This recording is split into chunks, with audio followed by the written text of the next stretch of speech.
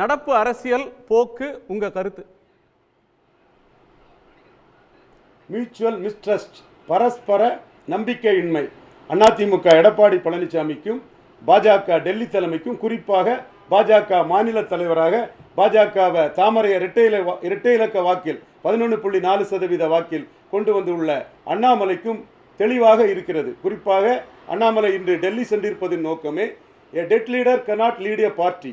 ஜெயலலிதா தலைமையில் உள்ள அதிமுக வேறு, எடப்பாடி பழனிசாமி தலைமையில் உள்ள அதிமுக வேறு. எடப்பாடி பழனிசாமியில் உள்ள அதிமுக ரெட்டேலையின் சார்பாக 20.4% வாக்குகள், முபாரக் திண்டுக்கல்லில் ரெட்டேலை சின்னத்தில் போட்டியிட்டு, டாக்டர் கிருஷ்ணசாமி தென்காசியில் ரெட்டேலை சின்னத்தில் போட்டியிட்டு எடுத்த வாக்குகள் 20.4. இப்பொழுது அதிமுகவிடம் அதிமுக கேண்டிடேட்ஸ் மட்டுமே எடுத்தது 19.4% வாக்குகள் என்ற உண்மையை, இது ஜெயலலிதாவின் அதிமுக இறக்கும் போது இருந்த 40% வாக்கிற்கும் பாதிக்கும் கீழ் என்பதை வெளிப்படுத்தவே, என்பதை தெளிவுபடுத்தவே அவர் டெல்லிக்கு இன்று சென்றிருக்கிறார்.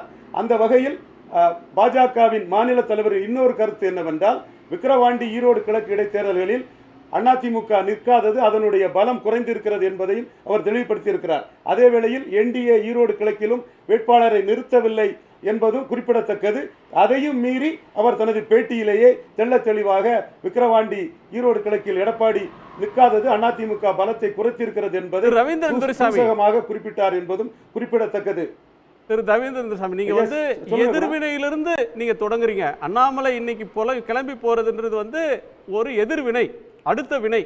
முதல் வினை என்ன அப்படின்னா, எடப்பாடி பழனிசாமி அவர்கள் டெல்லிக்கு கட்சி ஆபீஸை பார்க்க போன நேரத்தில் அப்படியே திரு அமித்ஷா அவர்களையும் பார்த்துட்டு வந்திருக்கிறார்.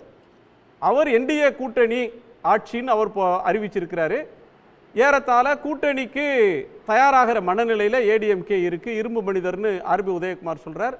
கூட்டணி நேரத்தில் அதுக்கு பிறகு பார்க்கலாம் அப்படின்ற ஒரு கட்டத்துக்கு அது நகருது. நீங்க அண்ணாமலையோட கவுண்டர் என்ன, அண்ணாமலையோட ஸ்ட்ராட்டஜி என்ன அப்படின்னு சொல்றீங்க. பிஜேபி மாதிரியான தேசிய கட்சிகளில் தேசிய தலைமை என்ன முடிவு பண்ணுதுன்றது தான் point. Amit Shah EPS மீட்டிங்கோட follow out அதுதான், தேசிய தலைமை தான் முடிவு எடுக்கும். அண்ணாமலை பவர்ஃபுல் ஸ்டேட் பிரசிடென்ட் என்றாலும் அண்ணாமலையால் முடிவெடுக்க முடியாதுங்கிறது தெள்ள தெளிவாக தெரியும். உங்கள் நிகழ்ச்சியிலே சசிகலா அம்மையார் பற்றி அண்ணாமலை கூறும்போது, இனிமேல் அண்ணாமலை சசிகலா அம்மையாரை பற்றி பேச மாட்டார் என்று ஒரு அரசியல் விமர்சனாக என்னாலே கூற முடிஞ்சு என்றால், மோடியின் எண்ண ஓட்டம் எங்களுக்கு தெரியும். மோடிஜி சசிகலா அம்மையாரை தன் கூட்டணிக்குள் சேர்க்க மாட்டார் என்று தமிழ் மண்ணிலே நான் ஒருவன் மட்டும்தான் கூறினேன் என்பதும் வெளிப்படையான ஒரு தகவல் தான். அந்த வகையில் மோடியின் எண்ண ஓட்டம் என்ன, மோடிஜி என்ன நினைக்கிறார், அமித்ஷா என்ன நினைக்கிறார் என்பது அண்ணாமலையிடமிருந்து அவர்களுடைய டேட்டாக்களை பெற்றுதான் முடிவு செய்வார்கள். அந்த வகையில் நீங்கள் எம்ஜிஆரின் அதிமுக, ஜெயலலிதாவின் அதிமுக அல்ல, எடப்பாடி பழனிசாமியின் அதிமுக. பார்லிமெண்ட் சட்டமன்றம் என்ற கருத்தை அவர் கூறினாலும் கூட 8% வாக்குகள் பாராளுமன்றத்திற்கு நாம் தமிழர் எடுத்திருக்கிறார்கள் என்றால் 19.4% வாக்குகள் சொல்றதுன்னா, ஏடிஎம்கே தலைமையிலான கூட்டணியில ஒரு சிறிய கட்சியாக பிஜேபி கடந்த காலத்தில் இடம்பெற்றுச்சு. இப்போ வந்து இந்த இன்புட்லாம் நீங்க சொல்றீங்க, பிஜேபி லீடரோட இன்புட்லாம் வாங்கியிருப்பாங்கன்னு. கண்டிப்பா அமித்ஷா அவர்களுக்கு இந்த விவரங்கள்லாம் தெரியும். இந்த சந்திப்புக்கு முன்பாக அவங்களும் ஒரு ரிசர்ச் பண்ணியிருப்பாங்க, அவங்களுக்கு ஒரு ஸ்ட்ராட்டஜி இருக்கும். இப்போ அவர் சொல்ற கூட்டணி ஆட்சின்ற மீனிங் என்ன, ஏடிஎம்கேவோட அவங்களுக்கு இப்போ ஏற்பட்டிருக்கிற அண்டர்ஸ்டாண்டிங் என்ன, அவங்க ஏடிஎம்கே வீக்கன் ஆயிடுச்சுன்னா ஏன் பிஜேபி தான் தலைமையில் ஒரு கூட்டணி போட்டு வளரக்கூடாது? பிஜேபி வளர்ந்துருச்சுன்னு சொல்றவங்க ஏன் தங்கள் தலைமையில் ஒரு அணின்ற ஒரு முயற்சிக்கு போகாம ஏடிஎம்கே நாடி திரும்ப வர்றாங்க? நான் தெளிவாக சொல்றேன். 11.4 தாமரையில் இவர் எடுத்திருக்கிறாரு, ரெட்டையில 20.4 இவர் எடுத்திருக்கிறாரு. இவரிடம் 4 சிறிய கட்சிகள் இருக்கின்றன, அவரிடம் 2 சிறிய கட்சிகள் இருக்கின்றன. அதற்கு பிறகு இவர்கள் தெளிவாக முன்னோக்கி சென்று கொண்டிருக்கிறார்கள். இது ரைசிங் பார்ட்டி, அது டிக்ளைனிங் பார்ட்டி. அவர்கள் 40லிருந்து 20க்கு வந்திருக்கிறார்கள். இவர்கள் வந்து 3.7லிருந்து 10% மேல் உயர்ந்திருக்கிறார்கள். இந்த அரசியலில் பாஜக சசிகலாவை கிராக் டவுன் பண்ணுவதற்கு காரணம் பைப்போலர் பொலிட்டிக்ஸ் பாஜகவின் வளர்ச்சிக்கு நன்மை தராது என்பது. அதுபோல்தான் இப்பொழுதும் பைப்போலர் பொலிட்டிக்ஸாக எடப்பாடியை ஸ்ட்ரெங்தன் பண்ணுவது பாஜக வளர்ச்சிக்கு நாளைக்கு நன்மை தராது. அவர் நாளைக்கே 20 சீட்டு காங்கிரசுக்கும் 4 சீட்டு விடுதலை சிறுத்தைகளுக்கும் என்று சட்டமன்ற தேர்தலுக்கு பிறகு அவர் ஏடிஎம்கேவோட சேரக்கூடாதுன்றதுக்கு முன்வைக்கக்கூடிய வாதங்கள் இவை. நீங்க சொல்ற வாதங்கள் வந்து ஏடிஎம்கேவை ஏடிஎம்கே லீடர்ஷிப்பை நம்பாதீங்க, பிஜேபியோட நலனுக்கு இது நல்லதில்லைன்ற கோணத்திலிருந்து முன்வைக்கப்படுறது. திரு அமித்ஷா திரு எடப்பாடி பழனிசாமி அவர்களை சந்திச்சது ஒரு தேர்தல் வியூகம். திரு எடப்பாடி இங்க இருந்து அங்க போய் அவரை சந்திச்சது அவருக்கான ஒரு தேவை, ஒரு அது நிர்பந்தமா தேவையா, அரசியல் முடிவா, ராஜதந்திரமா, அது என்ன அவ்வளவு வார்த்தையில அவங்க சொல்லிக்கலாம்.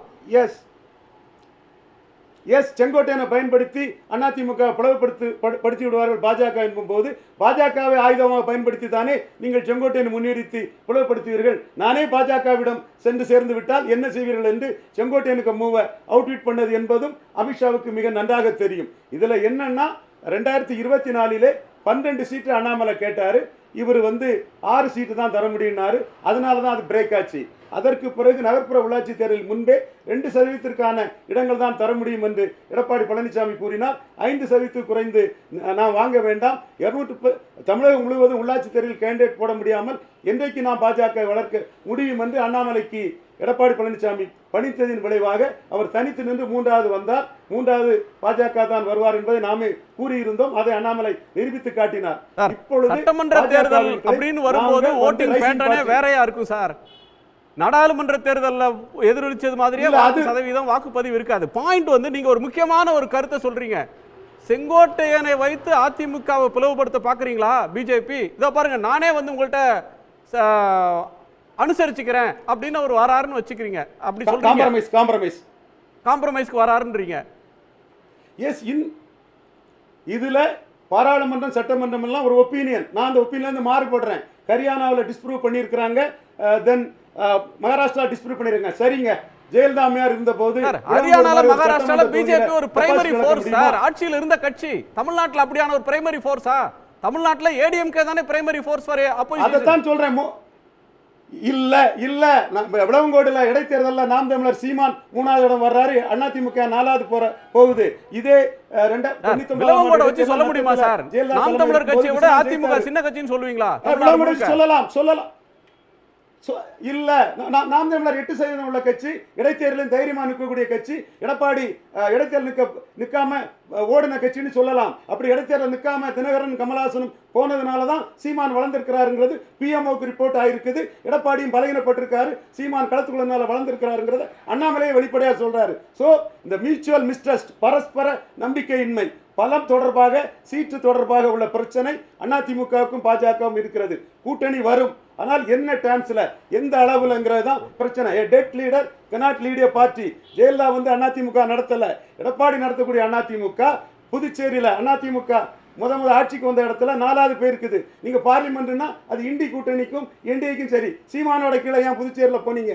அப்போ உங்க லீடர்ஷிப் அங்கே வீக்கன் ஆகுது. ஸோ டிக்ளைனிங் பார்ட்டி அதிமுகங்கிறதும் பைப்போலரை உடைக்கிறதுக்கு சசிகலாவை கிராக் பண்ணது மாதிரி எடப்பாடிக்கு அவருக்கு பிளேஸ் எது, அளவு எதுன்னு ட்ரீட் பண்ணுங்கிறதா அண்ணாமலைக்கு விருப்பம். மோடியை பிரைம் மினிஸ்டர் கேண்டிடேட்டா